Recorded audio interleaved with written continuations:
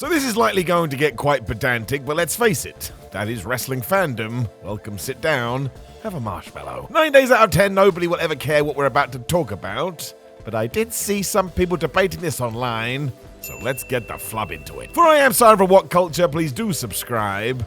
This is 10 wrestling goats with one fatal flaw. Number 10, Bryan Danielson. So for my money, I do think Bryan Danielson is the GOAT when it comes to in-ring competition. Work with anyone, make his opponent look even better than they are, and it matters not the style. He will figure it out and likely make it better.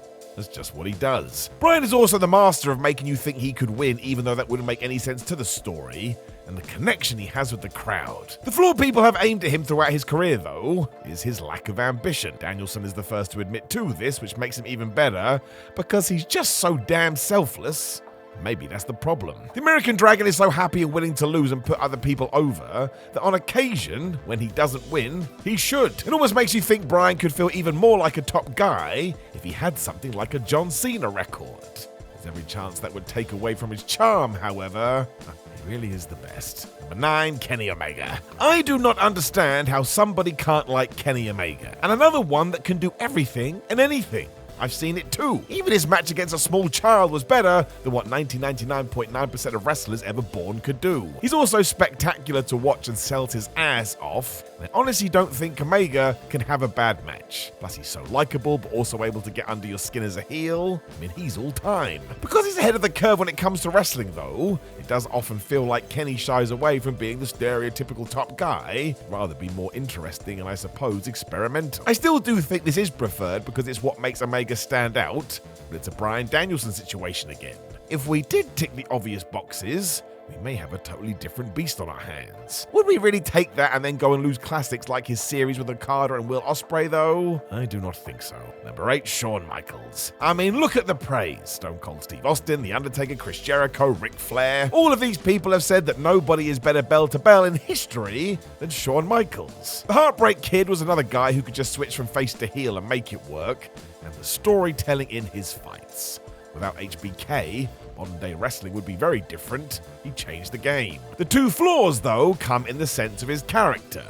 We know pre-comeback Michaels was difficult to deal with, which is summed up by the fact the dead man admitted he couldn't stand this version of him. When he did return too, many had one criticism to level at him: he didn't really move the needle. Now, I think you need a right time, right place situation, and by 2002, WWE was most definitely on a downward swing. But anyway, not sure anybody would have stopped that. But sure, if you want to research the numbers, you have one hell of a debate. Number 7, The Rock. Dwayne Johnson was only in wrestling for basically 7 years full time. But look at the legacy. He's also one of the best promo guys ever and was so popular, he became a Hollywood superstar off the back of it.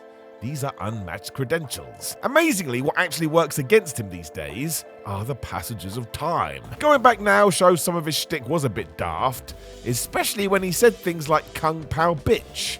What does it even mean? Really, you could spin this and argue that even with all of that, nobody cared, but it does have to be said, a lot of his material has aged quite badly. I mean, some of it is straight up offensive. Number 6, Chris Jericho. What hasn't Chris Jericho done? He smashed it in multiple promotions, been an exciting opening act and proper main eventer, plus helped establish AEW as the real deal. It is an interesting finger that people like to point at him though, and it essentially comes down to the internet. Because Chris certainly enjoys poking the bear in his references to demographics rile everybody up. I am going to put it down to the man caring, and let's be serious. He's had so many matches they can't all be top draw, but his batting average is pretty damn solid. On occasion though, does he just have to let this stuff go, however?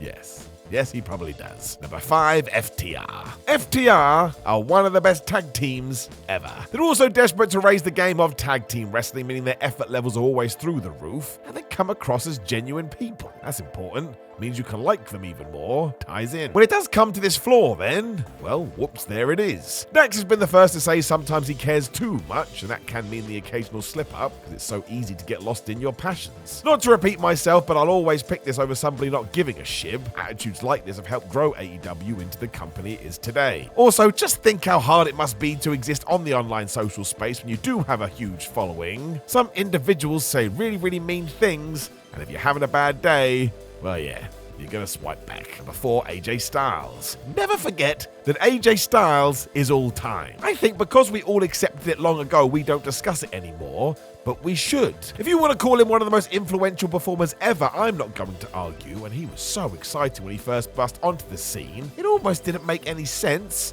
I mean, how was he so good? He proved this again when he debuted for WWE in 2016 and proved everybody wrong by becoming the world champion. And that really did cement the legacy. Hilariously, the flaw here is that he's never really adapted to the WWE main event style. All of his best matches have been when left to his own devices. I'm not entirely sure we should be mad about that. Dare I say that AJ just knows better.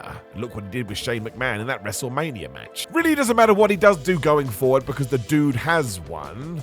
But yeah, if all of a sudden he did follow, as Triple H once said, their playbook, maybe it would be a different story entirely. Number 3, Brock Lesnar. Right, settle down, but yes, I think Brock Lesnar is likely one of the top 5 wrestlers ever. The believability, the aura, the sheer consistency now he is heading towards his last match, the record speaks for itself. Brock is incredible and one of a kind, and there will actually never be another like him. I think we all know the downside, and I bet Lesnar would admit it too. If he doesn't want to work with you or he isn't into the story, he just won't. Phoning it in is too strong of a phrase, but we have seen the Beast just go through the motions when he doesn't care. Plus, he is quite the hothead.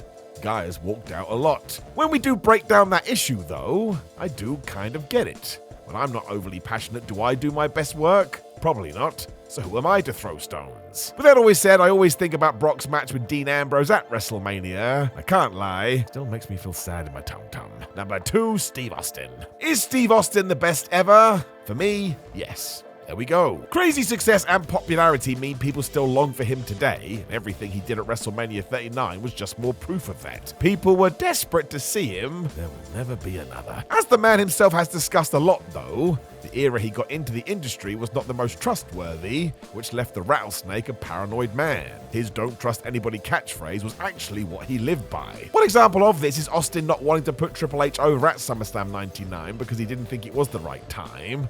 While he was correct, this did bleed into other feuds. It's also sort of why he walked out of the company in 2002. He thought the writers were out to get him. It didn't really affect much because look at the numbers, but from a human point of view, kind of puts a little bit of an upsetting spin on it. Number 1, CM Punk. One thing CM Punk's return did teach us was that he's very good at this pro wrestling malarkey. A super sharp dude who knows how to speak into a microphone, the way Punk constructs feuds is up there with the best of them. There's always a story, always a reason to care. It's a joy to watch him go to work. What we've also learned, though, is that no matter what, there most definitely is certain baggage that comes along for the ride. His run with AEW exploded when he felt like the world was out to get him. Somebody who will not back down. It all ended on bad terms. This sense of mischief is just CM Punk. Without it, I don't think you get the performer in the ring. But that doesn't mean it's ideal. There was even an ounce of give. We may be right now having a very different conversation. Know of any other GOATs with one fatal flaw? Well, be nice and let us know about them in the comments below before you like the video, share the video, and why not hit subscribe? You can also click the video on the screen for yet more What Culture entertainment content, and you can go to whatculture.com to do the same. Plus, we're on social media at WhatCultureWWE and Simon Miller 316. My name is Simon for What Culture. Thank you very much for joining me as always, and because my voice is about to go, I shall just shut up. One person just went, oh, finally, thank goodness. Damn it, it was my mum. Goodbye.